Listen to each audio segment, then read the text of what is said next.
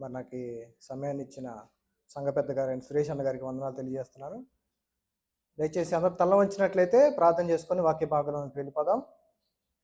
మమ్మల్ని మిక్కిలిగా ప్రేమించిన మా పరలోక తండ్రి నాయన, ఉదయకాలం సమయం తండ్రి, మీ మాటలు ధ్యానించడానికి మీరు మాకు ఇచ్చిన సమయాన్ని బట్టి మీకే వందనాలు తండ్రి. నాయన లోకంలోనైనా ఎంతోమంది ఈ సమయాన్ని చూడలేకున్నారు తండ్రి, కానీ నాయన మీరు మాకు ఆయుష్ని ఇచ్చారు తండ్రి.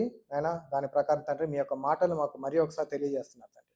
ఈ మాటలు నాయన నేను కాదు తండ్రి, మీరే నా యందుండి మాట్లాడిన తండ్రి. నాయన మా ఆత్మలకు అవసరమైన ఆహారాన్ని నాయన మేము భుజించి దాని ప్రకారం జీవిస్తూ తండ్రి మిమ్మల్ని గణపరుస్తూ మహిమపరిచే విధంగా కృప చూపించండి తండ్రి. ఈ వాక్యాన్ని ఆయన విని మర్చిపోకుండా మా హృదయం మందు ఉంచుకొని దాని ప్రకారం జీవించే భాగ్యం మాకు దయచేయమని యేసుక్రీస్తు వారి పుణ్యనామను బట్టి అడిగి వేడుకుంటున్నాం తండ్రి, ఆమేన్. అందరికీ మరి ప్రభువైన యేసుక్రీస్తు వారి నామములో వందనాలండి. గత వారం మరి ఎంతమంది గుర్తుంది నేను చెప్పిన మరి వాక్య భాగం, మనం ధ్యానించిన వాక్య భాగం చెప్పండి అమ్మ ఒకసారి. ఓకే ఓకే ఓకే సంఘాన్ని గురించి ధ్యానించాం మనం. మరి చక్కగా మరి సహోదరులు మరి జ్ఞాపకం చేసుకున్నారు నేను చెప్పిన వాక్య భాగాన్ని. మరి ఒకసారి మరలా ఒకసారి మరి నేను ఏం చెప్పాను అనేది ఒకసారి ధ్యానిద్దామని. గత వారము అసలు సంఘం అంటే ఏంటి, సంఘం అంటే ఏంటి అనే భాగాన్ని ధ్యానించాం. మరి ప్రపంచవ్యాప్తంగా ఎన్నో సంఘాలు ఉన్నాయి లోకంలో. మరి మహిళా సంఘాలు ఉన్నాయి, డ్వాక్రా సంఘాలు ఉన్నాయి, పురుషుల సంఘాలు ఉన్నాయి, మరి ఎవరి క్యాస్ట్కి సంబంధించిన వారి క్యాస్ట్ కుల సంఘాలు ఉన్నాయి. వారి వివిధ సంఘాలు ఉన్నప్పుడు మరి మంది ప్రత్యేకంగా దేవుడు మరి ఎన్నుకున్న సంఘంగా దాని వాక్య భాగంలో ధ్యానించాం. దేవుడు మరి తన ప్రణాళికలో మరి ఆది కాండంలో ఆదమవ పాపం చేసినప్పుడు వారిని తిరిగి మరలా ఈ లోకంలో ఉన్న ప్రజలందరినీ తిరిగి తన దగ్గరికి తీసుకొని రావాలనే ప్రణాళికలో భాగంగా మరి యేసుక్రీస్తు ద్వారా తండ్రి అయిన దేవుడు మనందరినీ మరి ఆ ప్రణాళికలో ఒక సంఘంగా ఏర్పరచుకోవాలని చెప్పి దేవుడు సృష్టికి పూర్వమే నిర్ణయించుకున్నాడు. దానిలో భాగంగా సంఘాన్ని నిర్మించాడు. తండ్రి అయిన దేవుడు సంఘాన్ని నిర్మించాడు. ఆ సంఘాల్లో నిర్మించడానికి అవసరం మరి ప్రాముఖ్యమైన 5 విషయాల గురించి మనం ధ్యానించాం. దానిలో మొట్టమొదటిగా యేసుక్రీస్తు వారి బలి, మరి రెండవదిగా మరి అపోస్తుల బోధ గురించి మనం చదువుకున్నాం. ఆ తర్వాత దత్తత స్వీకారం చేసుకుంటాడని చెప్పి దాని గురించి మరి అదొక భాగం. ఆ తర్వాత మరి సంఘము ద్వారా స్వార్థ ప్రకటించాలని దేవుని ప్రణాళికలో ఒక భాగం ఉంది. ఆ తర్వాత సంఘము వాక్యం ద్వారా స్థిరపడాలని చెప్పి దేవుని ఉద్దేశంగా ఈ 5 భాగాల గురించి మనం ధ్యానించామంటే 5 భాగాలు దేవుని యొక్క ప్రణాళికలో ఉన్నాయని చెప్పి మరి ఒకసారి మనము జ్ఞాపకం చేసుకుందాం. అయితే మరి సంఘం గురించి ఎలా పిలువబడింది సంఘము అంటే ఒక స్థితి నుండి ఇంకొక స్థితిలోనికి వచ్చిన వారిని సంఘంగా మనం అనుకున్నాం. మరి ఈ దేవుని వాక్యంలో మనం ధ్యానించాం. మరి ఆనాడు ఐగుప్తు దేశ బానిసత్వం నుండి ఉన్న మరి ఇజ్రాయేలీని యేసుక్రీస్తు తండ్రి అయిన దేవుడు విడిపించి మరి సీనాయి పర్వతము మరి దగ్గర వారిని ఒక సంఘంగా అన్నాడని వాక్యంలో ధ్యానించాం. చీకటి నుండి వెలుగులోనికి రాబడిన వారే సంఘంగా అని చెప్పి మనం గత వారం ధ్యానించాం. ఇంకొక పాయింట్ ఏం మనం ధ్యానించామంటే అది ఎలా పిలువబడతారు అంటే దేవుని వాక్యము ద్వారా అపోస్తుల బోధ ద్వారా సంఘంలోనికి పిలువబడతారనే విషయాన్ని గత వారం ధ్యానించాం. మరి మూడవ మాటగా మరి దేవుడు తన యొక్క వాక్య భాగంలో తెలియజేసిన మాటని మనం చూద్దాం. క్రీస్తు రక్తంలో కడగబడి చీకటి జీవితమును వదిలిపెట్టి వెలుగులోనికి వచ్చిన వారే సంఘం. సంఘం అంటే ఎవరండి? క్రీస్తు రక్తములో కడగబడి చీకటి నుండి వేరై వెలుగులోనికి వచ్చిన వారే సంఘం అన్నమాట. క్రీస్తు రక్తంలో కడగబడకుండా చీకట్లోనే ఉన్నవారిని దేవుడు సంఘంగా అంటున్నాడా? లేదండి, దేవుడు సంఘంగా అనుకోవట్లేదు. ఖచ్చితంగా మరి అపోస్తుల కార్యాలు 2వ అధ్యాయము 36 నుండి 38 వచనాలు ఒకసారి చూద్దాం. అపోస్తుల కార్యాలు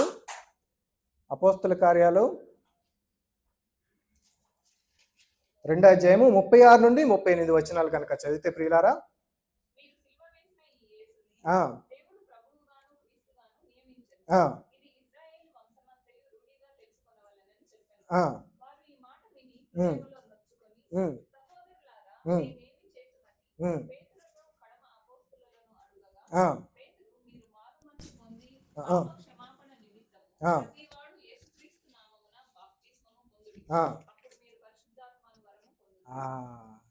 చాలండి.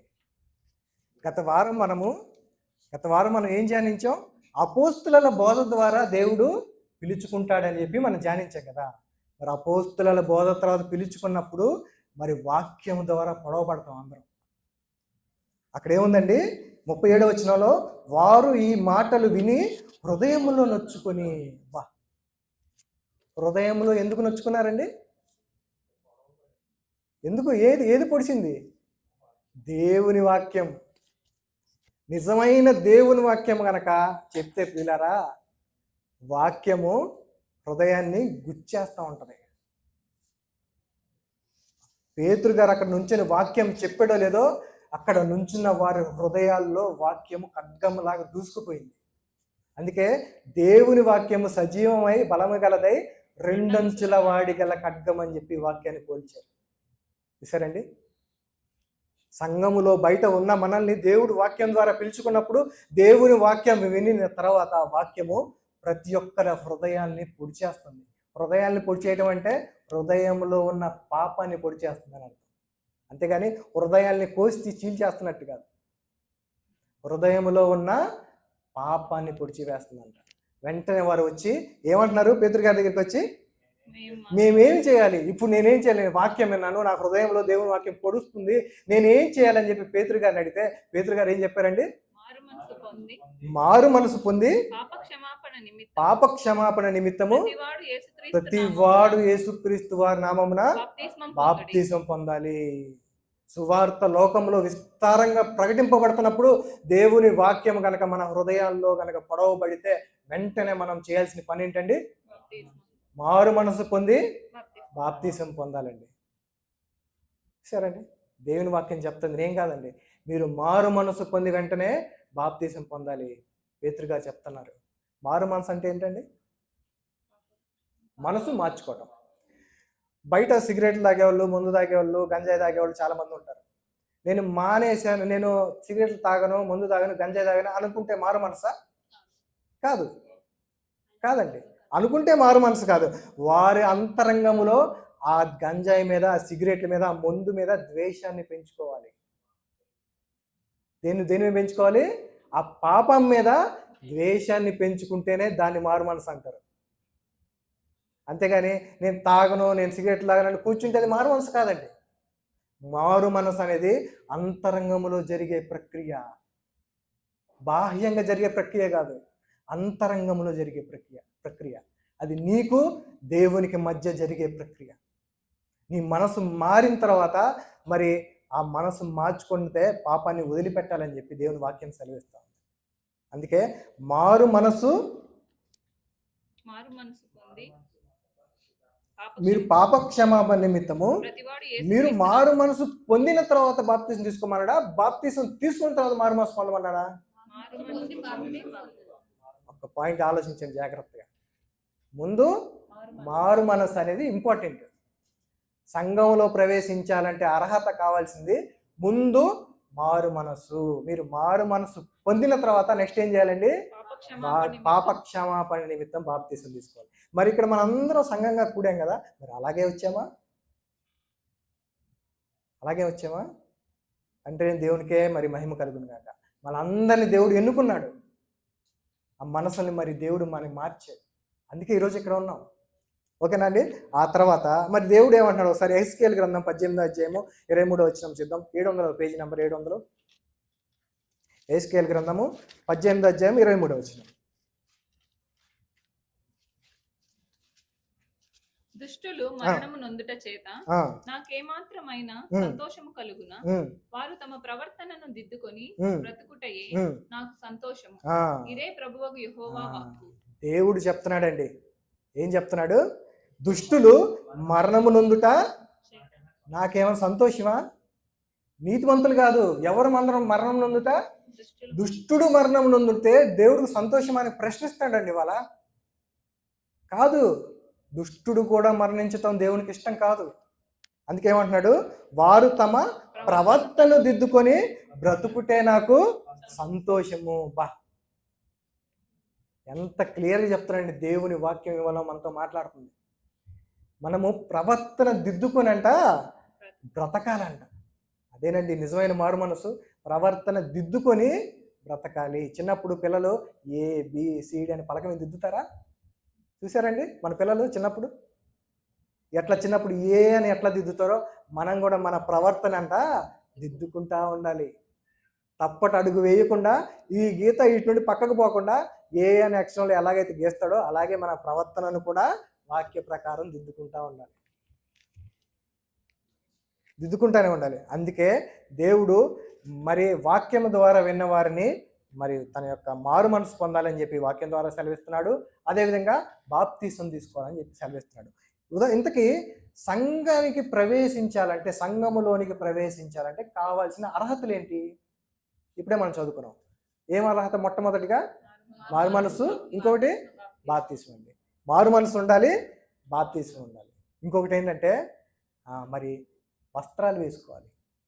మరి ఇదేంటి పాస్టర్ గారు అందరూ వస్త్రాలు వేసుకున్నారు కదా, ఇంకేంటి వస్త్రాలు వేసుకోమంటున్నారు అని అంటారు. అందరూ వస్త్రాలు వేసుకుని వచ్చాంగా, వస్త్రాలు వేసుకుని వచ్చాం. కానీ దేవుని దృష్టిలో ఏం వస్త్రాలో నేను చెప్తానండి. చాలా అద్భుతమైన వాక్యం అండి. దేవుని మాటలో మనం చూసే కన్నులో చూడకూడదు దేవుని వాక్యం. మనం చూసే కళ్ళతో చూస్తే దేవుని వాక్యం అర్థం కాదు. ఆత్మతో ఆలోచించాలి. సంఘ ప్రవేశంలో కావాల్సిన అర్హతలు వస్త్రాలు, రక్షణ, ఇంకోటి ఏంటంటే మరి బాప్తీసం కావాలండి. మరి బాప్తీసం నేను గత ప్రసంగంలో చెప్పాను. సంఘాన్ని మర్మంగా ఉంచాడు పాత నిబంధన కాలంలో అని ధ్యానించాను. సంఘాన్ని దేవుడు పాత నిబంధన కాలంలో అంతా ఒక మర్మంగా సీక్రెట్గా పెట్టాడు అని చెప్పి. మరి బాప్తీసం అనేది ఎప్పుడు వచ్చిందండి? ఏమండి? బాప్తీసం ఎప్పుడు ఇచ్చింది?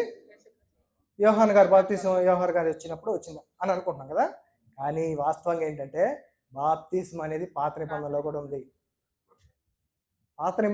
ఒకసారి వాక్య భాగం ఓపెన్ చేసి చూద్దామండి. కొరింథీయులకు రాసిన మొదటి పత్రిక 10వ అధ్యాయము 1-2 వచనం, పేజ్ నెంబర్ 152 పేజ్ నెంబర్. కొరింథీయులకు రాసిన మొదటి పత్రిక 10వ అధ్యాయము 1-2 వచనాలు.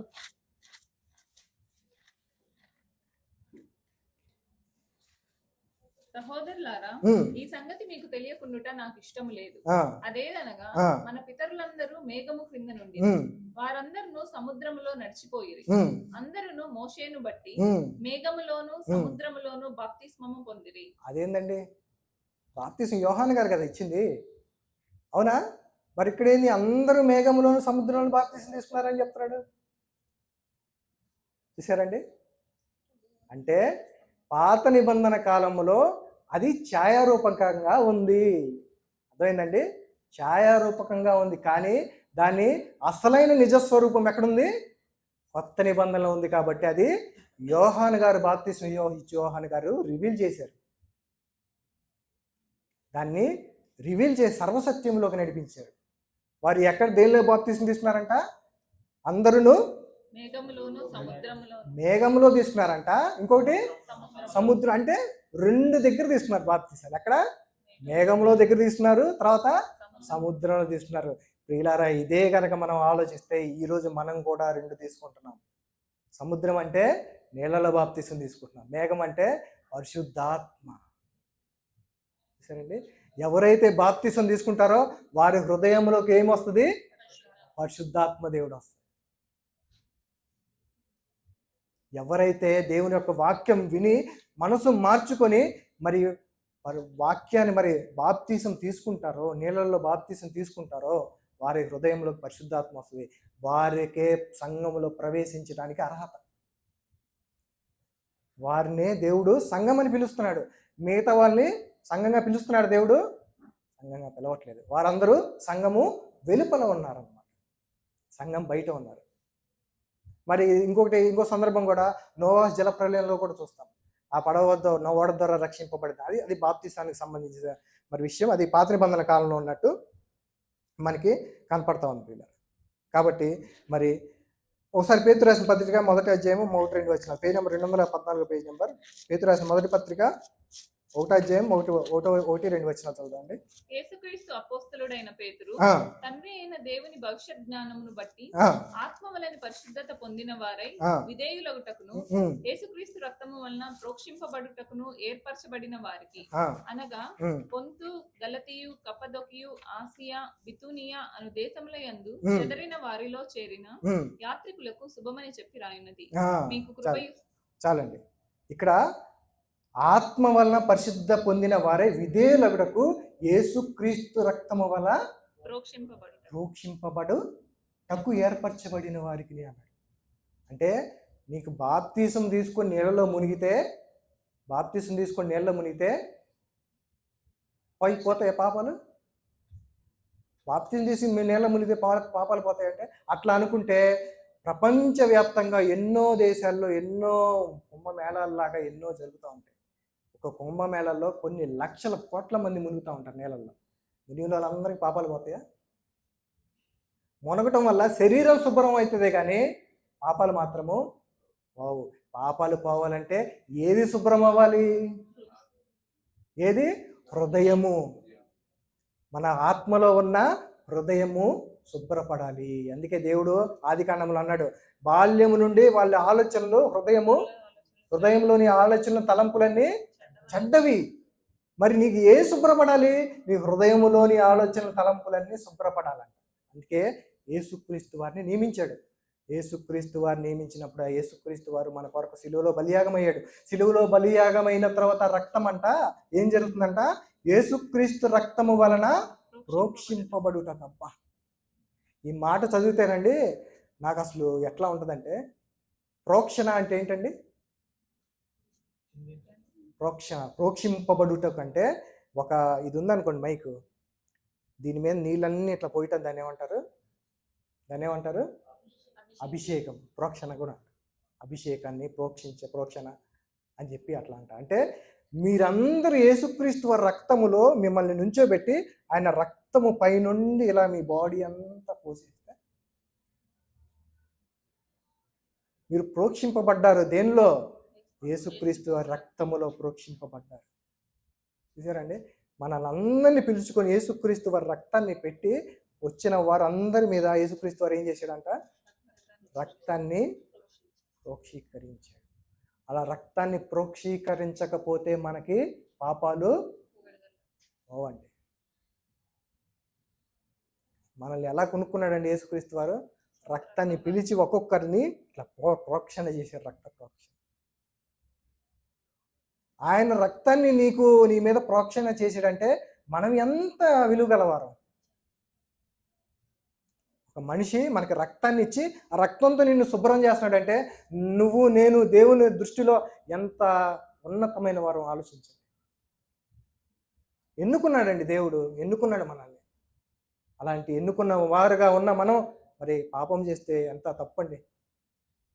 పాపం చేయొచ్చా? మనం చేయకూడదండి. ప్రోక్షింపబడ్డారండి. అందుకే ఒకసారి హెబ్రీ రాసిన పత్రిక 9వ అధ్యాయం 22 వచ్చిన పేజ్ నెంబర్ 205 అండి. 9వ అధ్యాయం 22 వచ్చిన హెబ్రీ రాసిన పత్రిక. మరియు ధర్మశాస్త్ర ప్రకారము సమస్త వస్తువులను రక్తము చేత శుద్ధి చేయబడుననియు రక్తము చిందింపకుండా పాపక్షమాపణ కలుగుదనియు సామాన్యముగా చెప్పవచ్చు. రక్తము చేత శుద్ధి చేయబడును అంటే రక్తము చేత శుద్ధి చేయబడాలి. రక్తము చిందించకుండా పాపక్షమాపణ కలుగదు. కాబట్టి యేసుక్రీస్తు వారు సిలువలో రక్తము చిందించాడు. నువ్వు శుద్ధి చేయబడాలంటే, నువ్వు శుభ్రపడాలంటే నీళ్లు సరిపోవండి. శరీరానికి శుభ్రం అయితే నీళ్లు సరిపోతాయి. కానీ నీ ఆత్మ, నీ అంతరంగములో హృదయమును శుభ్రం చేయాలంటే దానికి అవసరమైన ఒకే ఒక సాధనం ఏంటంటే అది యేసుక్రీస్తు వారి రక్తము. ఆ రక్తమే మనల్ని శుద్ధినిగా చేస్తుందండి. మరి ఆ రక్తంతో శుభ్రం చేసుకొని వచ్చిన వారే అండి సంఘము. సంఘం అంటే ఆషామాషి విషయం కాదు. సంఘం అంటే రక్తములో దేవుడు అందరినీ పిలిచి మనందరినీ కూర్చొని మన మీద రక్తం పోసి శుభ్రంగా తోమేసాడు మన హృదయంలో ఉన్న పాపాన్ని. అంత ఘనత దేవుడు మనకి ఇచ్చాడండి. చూసారండి? ఒకసారి ప్రకటన గ్రంథము 1వ అధ్యాయము 5-6 వచనాలు తీయండి. ప్రకటన గ్రంథము 1వ అధ్యాయము 5-6 వచనాలు. నమ్మకమైన సాక్షియు, మృతులలో నుండి ఆది సంభూతుడుగా లేచిన వాడును, భూపతులకు అధిపతియునైన యేసుక్రీస్తు నుండి కృపా సమాధానములు మీకు కలుగును గాక. మనలను ప్రేమించుచు తన రక్తము వలన మన పాపముల నుండి మనలను విడిపించిన వానికి మహిమయు ప్రభావమును యుగయుగములు కలుగును గాక. ఆమేన్. చాలండి. మనలను ప్రేమించుచు తన రక్తము వలన మన పాపముల నుండి విడిపించిన వానికి అంటే కడిగిన వానికి అని అర్థం. మన పాపం నుండి విడిపించండి. నీ పాపము నుండి నిన్ను విడిపించాలంటే ముందు ఏం చేయాలి? నిన్ను శుభ్రంగా కడిగేయాలి. శుభ్రంగా కడిగేయాలి. అందుకే ఒకసారి అపోస్తుల కార్యాలు 22 అధ్యాయం 16 వచనంలో కూడా ఇదే మాట ఉంటుందండి. 125వ పేజీ నంబర్. అపోస్తుల కార్యం 22 అధ్యాయం 16 వచనం. కనుక నీవు తడువు చేయుట ఎందుకు? లేచి ఆయన నామమును బట్టి ప్రార్థన చేసి బాప్తిస్మము పొంది నీ పాపములను కడిగి వేసుకొనమని. బాప్తిస్మం పొంది ఏమంటున్నాడు? పాపములను కడిగి వేసుకో. నీవు బాప్తిసం పొంది పాపాలను కడిగి వేసుకో. ఎవరైతే బాప్తిసం పొంది పాపాలను కడిగి వేసుకుంటారో వారినే దేవుడు ఏమంటున్నాడు? సంఘంగా అంటున్నాడు. ఉదాహరణకి ప్రియులారా, మనం ఆలోచిస్తే కొత్తగా పెళ్ళి కాబోతున్న పెళ్లి కొడుకు పెళ్లి కూతురికి ఏ స్నానం చేపిస్తారు? మంగళ స్నానం చేపిస్తారు. అవునా? పసుపు నీళ్ళు పోసి, వేడి నీళ్ళు, గోరువెచ్చని నీళ్ళు పోసి తలవే నుండి చెంబులు ఏం చేస్తారు? నలుగు స్నానాలు చేపిస్తారు. అందరికి ఐడియా ఉంటుంది, ఎందుకంటే అందరు కొంతమంది పెళ్ళైన వాళ్ళు ఉన్నారు కాబట్టి తెలుసు. ఎలాగైతే మంగళ స్నానాలు చేపించి మిమ్మల్ని పరిశుభ్రపరుస్తున్న పెళ్లికి సిద్ధపరుస్తున్నారో అలాగే దేవుడు కూడా సంఘాలందరినీ వచ్చేవాళ్ళందరూ ఏం చేస్తున్నాడు? రక్తంతో శుభ్రంగా మంగళ స్నానాలాగా రక్త శుద్ధి చేసి పాపాలని కడిగి వేసి పవిత్రంగా కూర్చోబెడతాడు. చూసారా? దేవుని యొక్క మాట మనకి సెలవిస్తూ ఉందండి. అలా కూర్చొని వచ్చేవారే సంఘం. అలా కూర్చొని వచ్చిన వారిని ఏం చేస్తాడంట? దేవుడు దత్తత తీసుకుంటాడు. మనం అలా కూర్చొని వచ్చిన వారినే దత్తత తీసుకుంటాడు. మిగతా వారిని ఎప్పుడు దేవుడు దత్తత తీసుకోడు. అసలు వాళ్ళ గురించి దేవుడు ఆలోచించను. కానీ ఒక బాధ అయితే ఉంటుంది. వీళ్ళందరూ నశించిపోతున్నారు. వాళ్ళకి సువార్త చెప్పే బాధ్యత ఎవరైతే సంఘంలో కూర్చొని ఉంటారో, మంగళ స్నానాలాగా ఎవరైతే బాప్తిసం తీసుకొని రక్తంలో పరిశుద్ధపరచబడతారో వారందరికీ దేవుడు మనకి బాధ్యత ఇచ్చాడు. చూసారండి? అందుకే ఒకసారి చూద్దామండి. ఎఫెసీ రాసిన పత్రిక 1వ అధ్యాయము 174వ పేజీ నెంబర్. ఎఫెసీ రాసిన పత్రిక 1వ అధ్యాయము 4 నుండి 6 వచనాలు. ఎట్లనగా తన ప్రియుని యందు తాను ఉచితముగా మనకు అనుగ్రహించిన తన కృపా మహిమకు కీర్తి కలుగునట్లు తన చిత్త ప్రకారమైన దయా సంకల్పము చొప్పున యేసుక్రీస్తు ద్వారా తనకు కుమారులనుగా స్వీకరించుటకై మనలను ముందుగా తన కోసం నిర్ణయించుకొని. చాలండి. యేసుక్రీస్తు ద్వారా తన కుమారులుగా స్వీకరించుటకంటే దత్తత చేసుకుంటున్నాడు. ఎవరి ద్వారా? యేసుక్రీస్తు ద్వారా. ఎందుకు దత్తత చేసుకుంటున్నాడు? నార్మల్గా ఉన్నాం కదా మనందరం. నార్మల్గా ఉన్న అందరూ ఏం చేశారంట? పాపము చేసేసారు. పాపము చేసిన వాడు దేవుడు దత్తత తీసుకోడు. ఎప్పుడైతే యేసుక్రీస్తు వారి రక్తము ద్వారా పాపాన్ని శుద్ధీకరించుకుంటారో వారందరిని ఏం చేస్తాడు? దేవుడు దత్తత తీసుకుంటాడంట. సరేండి? దత్తత స్వీకారం చేయబడిన వారే సంఘం. ఇక్కడ ప్రతి వారి అందరినీ దత్తత తీసుకున్నాడు. ఎవరైతే బాప్తిసం తీసుకున్నారో వాళ్ళందరూ. ఎవరు దత్తత తీసుకున్నారు? దేవుడు దత్తత తీసుకున్నాడండి మనల్ని అందరినీ. దేవుడు దత్తత తీసుకున్నాడు. ఒక హాస్టల్లో పేద పిల్లలు ఉంటారు. ఫారిన్ నుండి ఒకళ్ళు వస్తారు దత్తత తీసుకోవడానికి. చాలా సందర్భాలు చూశాను నేను. వచ్చినప్పుడు ఆయన ఎవరినైతే దత్తత తీసుకుంటాడో, ఒక బాగా డబ్బున్న మనిషి, వారి లైఫ్ ఎట్లా ఉంటుందండి? ఎలా ఉంటుంది? చాలా బాగుంటుంది. వాళ్ళు ఏం కోరుకుంటున్నారు? అబ్బా, నాకు ఇక్కడ నుండి నేను మంచి బిల్డింగ్లో ఉండాలి, మంచి తిండి తినాలి, మంచి లగ్జరీ లైఫ్ అనుభవించాలని చెప్పి ఎవరైతే దత్తత కోసం వచ్చి కూర్చున్నారో తీసుకోవడానికి, వారు ఎదుట ఏం చేస్తారంటే కనపరుచుకుంటూ ఉంటారు. మరి లోకంలో ఉన్న కోసం వారి కోసం అంత ఆలోచిస్తూ ఉంటే మనల్ని ఎవరు దత్తత తీసుకున్నారంట? దేవుడు దత్తత తీసుకున్నాడంటే అంత గర్వంగా ఉండాలి మనందరం. సంఘం అంటే దేవుడు దత్తత తీసుకున్న జనాంగం అండి. దేవుడు మనల్ని దత్తత తీసుకున్నాడు. చూసారండి? దేవుడు దత్తత తీసుకుంటే ఆయన ఏర్పరిచే ఎలాగుంటాయి? మనకి ఆయన ఏర్పరిచే ఎలాగుంటాయి? దీనిలో నా దేవుడు తగ్గిస్తాడా మనల్ని? ఏమన్నా మనకేమన్నా చిన్న చిన్న ఏమైనా ఇస్తాడా, లేకపోతే మంచి మంచి ఇస్తాడా? మంచి మంచి ఇస్తాడు. మనం అడిగిన వాడిని కాదండి దేవుడు. మనం ఊహించలేం. ఈ ప్రపంచంలో ఎటు చూసినా కొన్ని కొన్ని మూలలకు వెళ్తే చాలా అద్భుతంగా, చాలా అందంగా ఉంటుందండి. అదే పరలోకంలో అయితే, ఆ నిత్యలోకంలో అయితే ఊహించగలమా? ఊహించగలమా? అది సిద్ధపరిచాడు మన కొరకు. ఎవ్వరూ అవకాశాన్ని వదిలిపెట్టుకోకూడదండి. సంఘానికి దానికి దేవుడు అవకాశం ఇచ్చాడు. కాబట్టి సంఘముగా ఉన్న వారందరూ ఆ అవకాశాన్ని మనం పుణికిపుచ్చుకోవాలి. దత్తత తీసుకున్న స్వీకారం చేయబడ్డ మనందరము మన యజమానుడికి లోబడి జీవించాలి, విధేయత కలిగి ఉండాలి. అలా బ్రతకాలని చెప్పి దేవుడు తన వాక్యం ద్వారా మరి సెలవిస్తా ఉన్నాడు. ఒకసారి పేతురు రాసిన పత్రిక 18-19 వచ్చారు చూద్దాం. 214 పేజీ నెంబర్ అండి.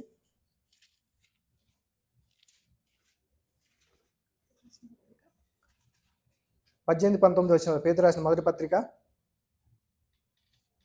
పితృపారంపర్యమైన మీ వ్యర్థ ప్రవర్తనను విడిచిపెట్టునట్లుగా వెండి బంగారముల వంటి క్షయ వస్తువుల చేత మీరు విమోచింపబడలేదు గాని అమూల్యమైన రక్తము చేత, అనగా నిర్దోషమును నిష్కళంకమునగు గొర్రెపిల్ల వంటి క్రీస్తు రక్తము చేత విమోచింపబడితిరని మీరు ఎరుగుదురు కదా. మీకు తెలుసు కదా, మీరు ఏం చేశారంట? వెండి బంగారము వంటి క్షయ వస్తువుల చేత మీరు విమోచింపబడలేదు అంటే ఆ బానిసత్వం నుండి మిమ్మల్ని బయట దేవుడు తీసుకొని రాలేదు. మరి దేని ద్వారా మిమ్మల్ని దత్తత తీసుకున్నాడు? అమూల్యమైన రక్తము చేత మనల్ని అందరినీ కొన్నాడండి. అమూల్యమైన రక్తము చేత కొనబడిన వారే సంఘం. అమూల్యమైన రక్తము ద్వారా కొనబడ్డామండి మనందరం. వెండి బంగారము కంటే విలువైనదంట.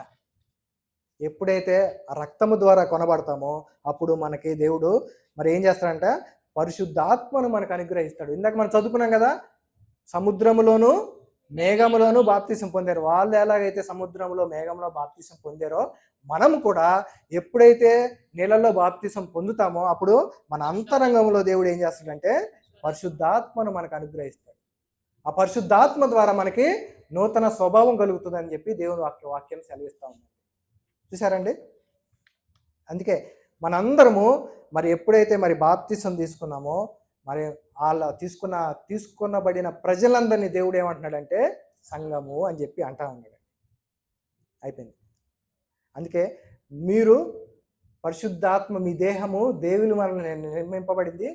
మీరు పరిశుద్ధాత్మకు ఆలయమై ఉన్నారని మీరు ఎరుగురా, దేవునికి ఆలయం ఉన్నారని మీరు ఎరుగురా అని చెప్పి దేవుడు వాక్యం చదివిస్తారు. సంఘ ప్రవేశానికి అర్హత సంపాదించిన మనందరం. అయిపోయిందా? బాప్తిసం తీసుకున్నాము, పరిశుద్ధాత్మని పొందుకున్నాము, వచ్చి చక్కగా సంఘముగా కూర్చొని దేవుడిని ఆరాధిస్తాం. మరి వచ్చిన వారందరూ ఎలాగొచ్చారు? చక్కని బట్టలు, వస్త్రములు ధరించి వచ్చారు. నేనైతే ప్యాంట్ షర్ట్ వేసుకొని ఇన్షర్ట్ చేసుకుని వచ్చాను. చక్కగా అందరూ తెల్ల వస్త్రాలు ధరించారు. మరి సహోదరులు మరి అందరూ మంచిగా వస్త్రాలు ధరించి వచ్చారా? అయితే ఒకసారి మత్తయి సువార్త 22వ అధ్యాయము 1-13 వచనాలు చూద్దామండి. మత్తయి సువార్త 22వ అధ్యాయం 1-13 వచనాలు. ఇక్కడ యేసుక్రీస్తు వారు ఒక ఉపమానం చెప్తా ఉన్నారు. ఆ ఉపమానం ఏంటో అది చూద్దాం ఒకసారి. 13 వచనాలు త్వరగా చదివేసేయండి. యేసు వారికి ఉత్తరమిచ్చుచు తిరిగి ఉపమాన రీతిగా ఇట్లా నేను పరలోక రాజ్యము తన కుమారునికి పెండ్లి విందు చేసిన ఒక రాజును పోలి ఉన్నది. ఆ పెండ్లి విందుకు పిలువబడిన వారిని రప్పించుటకు అతడు తన దాసులను పంపినప్పుడు వారు రానొల్లకపోయిరి.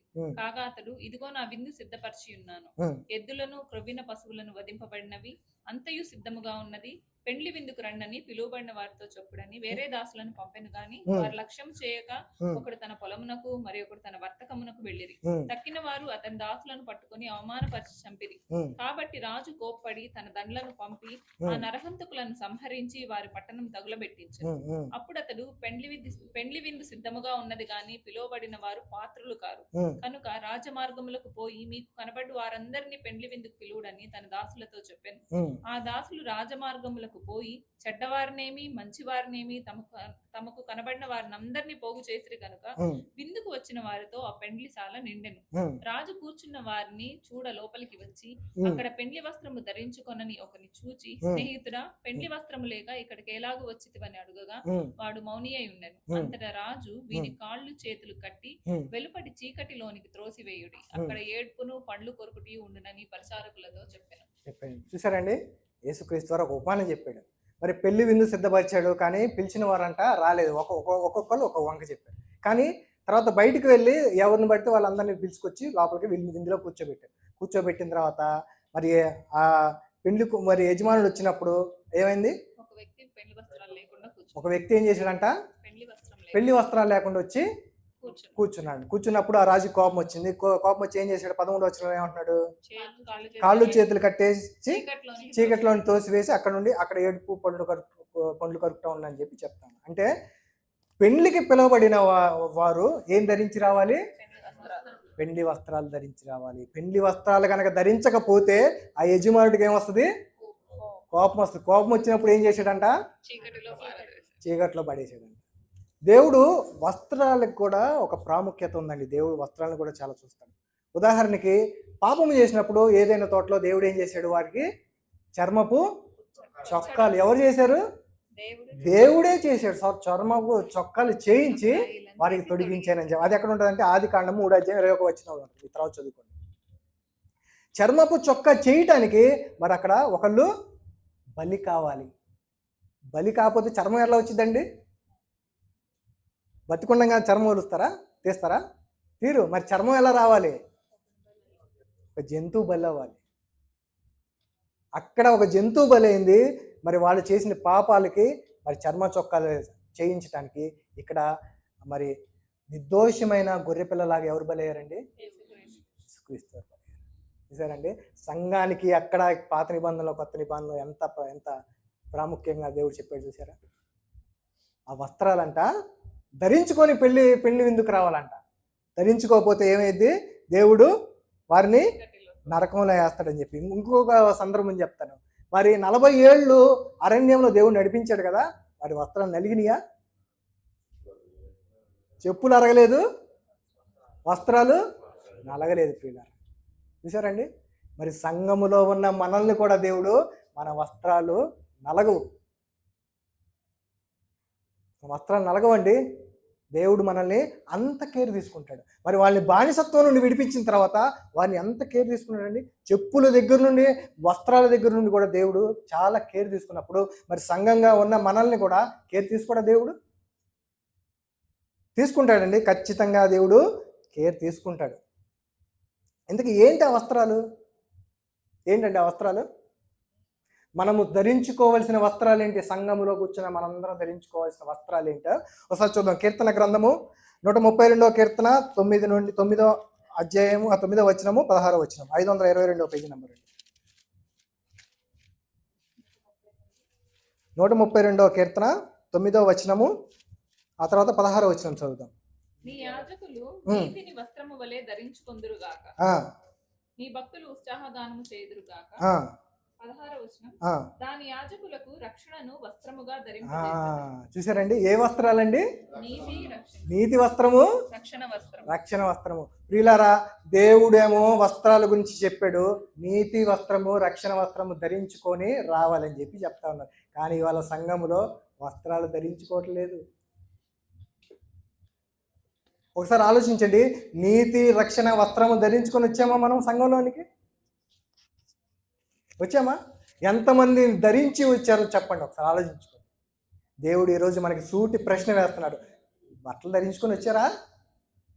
ఈ బట్టలు కాదండి, మనం ఫిజికల్గా బాహ్యంగా శరీరానికి ధరించుకునే బట్టలు, వస్త్రాలు కాదు. ఏ వస్త్రాలు అయ్యి? నీతి రక్షణ. ఒకసారి జాగ్రత్తగా ఆలోచించండి. ఎవరైతే వస్త్రాలు ధరించుకోకుండా పెళ్లి విందుకు వస్తారో వారు ఏం చేస్తారంట? వారిని దేవుడు చీకటిలో పడవేస్తాడు. జాగ్రత్త. అది ఇవాళ మనకి దేవుడు హెచ్చరిక చేస్తున్నాడు మనల్ని. దేవుడు మనకి హెచ్చరిస్తున్నాడు. ఇవాళ సంఘముగా కూర్చొని ఉంటే ఏదో నామకే వాస్తుగా వచ్చి కూర్చొని వెళ్ళేది కాదండి. సంఘము వచ్చేటప్పుడు వస్త్రాలు ధరించుకొని రావాలి. కానీ చాలా సంఘాల్లో చాలా మంది ఏం చేస్తున్నారు? వస్త్రాలు మర్చిపోయి ఇంట్లో పెట్టేసి వచ్చేస్తున్నారు. మనకి అందరూ బాగా నీట్గా కనబడతారు, కానీ దేవుని దృష్టిలో వాళ్ళు ఎలాగున్నారంట? ఒకసారి ఒక మంచి మాట చూద్దామండి. ప్రకటన గ్రంథము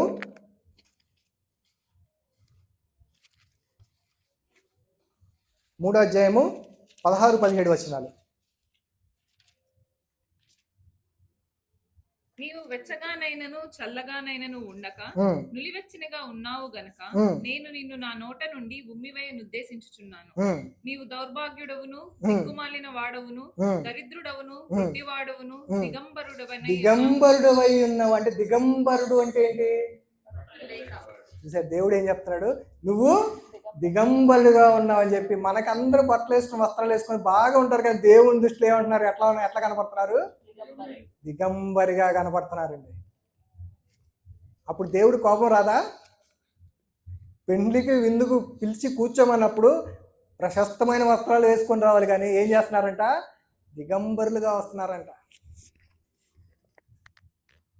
మరి ఒకసారి జాగ్రత్తగా మనం ఆలోచించి సరి చేసుకుందాం. ఒకవేళ ఏమన్నా తప్పులు మనం ఏమైనా చేస్తున్నామో సరి చేసుకుందాం. వస్త్రాలు ఏ వస్త్రాలండి? అవి నీతి రక్షణ. చాలా ప్రాముఖ్యమైనవి అండి నీతి రక్షణ అనే వస్త్రాలు. కొంతమంది ఏం చేస్తున్నారంట? వస్త్రాలు లేకుండా వస్తున్నారంట. మరి కొంతమంది ఏం చేస్తున్నారు చూద్దాం. ఇదే ప్రకటన గ్రంథము 3వ అధ్యాయము 3-4 వచనాలు. 3-4 వచనాలు. 3వ అధ్యాయము. నీవేలాగు ఉపదేశము పొందితివో, ఏలాగు వింటివో జ్ఞాపకము చేసుకొని దానిని గైకొనుచు మారు మనసు పొందుము. నీవు జాగరూకుడువై ఉండని ఎడల నేను దొంగ వలె వచ్చేదను. ఏ గడియను నీ మీదకి వచ్చేదనో నీకు తెలియనే తెలియదు. అయితే తమ వస్త్రములను అపవిత్రపరచుకొనని కొందరు సార్దీస్ లో నీ యొద్ద ఉన్నారు. వస్త్రములు అపవిత్రపరచుకొని కొంతమంది ఉన్నారు, కానీ కొంతమంది ఏం చేస్తారంట? వస్త్రములు అపవిత్రపరచుకుంటున్నారు. ఇద్దరున్నారు, 2 రకాల మనుషులు కనపడుతున్నారు. కొంతమంది ఏమో వస్త్రములు అపవిత్రపరచుకున్నాం కొంతమంది కనపడుతున్నారు, ఇంకో కొంతమంది ఏమో అపవిత్ర పరచుకొని కొంతమంది కనపడుతున్నారు. ఇదే ఉదాహరణకి ఒకసారి మనము జకర్య గ్రంథము 3వ అధ్యాయము 1-5 వచనాలు చదువుతామండి. 778వ పేజీ నంబర్. జకర్య గ్రంథము 3వ అధ్యాయము 1-5 వచనాలు. మరియు యెహోవా దూత ఎదుట ప్రధాన యాజకుడైన యెహోషువ నిలువబడుటయు, సాతాను ఫిర్యాది అయిన అతని కుడిపార్శ్వమున నిలువబడుటయు అతడు నాకు కనపరచెను. సాతాను, యెహోవా నిన్ను గద్దించును, యెరూషలేము కోరుకుని యెహోవా నిన్ను గద్దించును, ఇతడు అగ్నిలో నుండి తీసిన కొరవి వలనే ఉన్నాడు గదా అని యెహోవా దూత సాతానుతో అనెను. యెహోషువ మలిన వస్త్రములు ధరించిన వాడై దూత సముఖములో నిలువబడి ఉండగా దూత దగ్గర నిలిచి ఉన్న వారిని పిలిచి ఇతని మైలు బట్టలు తీసివేయుడని ఆజ్ఞాపించి. మైలు బట్టలు వేసుకుని వచ్చాడంటే ఎక్కడికి? దేవుని సముఖానికి, దేవుని సన్నిధికి. మైలు బట్టలు అంటే అపవిత్రపరుచుకుని అపవిత్రమైన బట్టలు వేసుకుని, మురికి బట్టలు వేసుకుని వచ్చారంట. తీసివేయండి అని చెప్పి దేవదూత అక్కడ ఆజ్ఞాపిస్తారు. సో ఈరోజు మన వస్త్రాలు ఎలాగున్నాయో ఆలోచించాలి. కొంతమంది వస్త్రాలు మురికి పట్టిన వస్త్రాలు కనపడుతున్నాయి, కొంతమంది అసలు వస్త్రాలే లేకుండా వస్తున్నారంట. ఎక్కడికి? సంఘానికి. చూసారండి. కానీ దేవుని సంఘం, నిజమైన దేవుని సంఘములో ప్రతి ఒక్కరూ ఇవన్నీ వేసుకొని చక్కగా ప్రశస్తమైన వస్త్రాలు వేసుకొని విందు కోసం వస్తాడంట. రాజ విందు కోసం పిలువబడిన వారందరం మనందరం. చూసారండి, చూసారా? ఇన్ని సంవత్సరాలు చర్చిలకు వెళ్తున్నాము, సంఘానికి వెళ్తున్నాము, మరి ఎప్పుడైనా ఆలోచించారు ఈ విషయం గురించి? వస్త్రాల గురించి ఎప్పుడైనా ఆలోచించామా? ఆలోచించాలండి. ఆలోచిస్తేనే మనకి దానిలో ఉన్న అర్థమవుతుంది. దేవుడు మనకి ఎందుకు చెప్తున్నాడో మనకి అర్థమవుతుంది. వస్త్రాలు లేకుండా వచ్చిన వాడిని ఏం చేస్తాడంటే దేవుడు శిక్షిస్తాడు ఖచ్చితంగా. వస్త్రాలు కూడా చాలా ఇంపార్టెంట్ అండి, చాలా ఇంపార్టెంట్. బాహ్య వస్త్రాలు కాదు. ఏ వస్త్రాలు? అంతరంగములో ఉన్న దేవుడు మనకి ఇచ్చిన వస్త్రాలు. కాబట్టి అందుకే సంఘం అంటే యేసుక్రీస్తునందు పరిశుద్ధపరచబడి పరిశుద్ధ జీవితంగా జీవించడానికి వచ్చేవారిని దేవుడు ఏమంటున్నాడండి? సంఘంగా అంటాడు. ఒకసారి కొరింథీ రాసిన మొదటి పత్రిక 1వ అధ్యాయం 2వ వచనం చదువు. 146వ పేజీ నెంబర్. 146వ పేజీ నెంబర్. కొరింథీ రాసిన మొదటి పత్రిక 1వ అధ్యాయం 2వ వచనం. కొరింథీలోనున్న దేవుని సంఘమునకు అనగా క్రీస్తు యేసునందు పరిశుద్ధపరచబడిన వారై పరిశుద్ధులుగా ఉండుటకు పిలువబడిన వారికిని మనకును ప్రభువుగా ఉన్న మన ప్రభువైన యేసుక్రీస్తు నామమున ప్రతి స్థలములో ప్రార్థించు వారికి అందరికీ శుభమని చెప్పి రాయనది. చూసారండి, పరిశుద్ధపరచబడిన వారై పరిశుద్ధులుగా ఉండుటకు పిలువబడిన వారు. ఎట్లా పరిశుద్ధపరచబడ్డారు? యేసుక్రీస్తు యొక్క రక్తము ద్వారా బాప్తిసం పొందారు. పరిశుద్ధపరచబడిన వారై పరిశుద్ధులుగా ఉండటానికి పిలువబడ్డవారు. మరి ఎవ్వరు పరిశుద్ధులుగా ఉన్నారు ఇక్కడ? ఎంతమంది పరిశుద్ధులుగా ఉన్నారు? మరి ఆ పరిశుద్ధతని కాపాడుకుంటున్నామా? ఆలోచించాలండి. బాప్తీసం తీసుకున్న తర్వాత ఈ రోజు దాకా పడకుండా ఉన్నామా, స్థిరంగా నుంచొని ఉన్నామా, అది ఒక్కసారి మనకు మనం ఆలోచించుకోవాలి. స్థిరంగా ఉండాలని చెప్పి దేవుడు కోరుకుంటున్నాడు. అలాగే స్థిరంగా ఉండటానికే మనందరం తన వాక్యము ద్వారా హెచ్చరించడానికి దేవుడు ఈరోజు సంఘంగా మనల్ని అందరినీ కూడుకొని ఆ యొక్క వాక్యాన్ని ధ్యానించమంటున్నాడు. మరి ఈ సమయాన్ని మనం ఎప్పుడు వృధాగా పోనీయకూడదండి. చాలా అమూల్యమైన సమయం ఇది.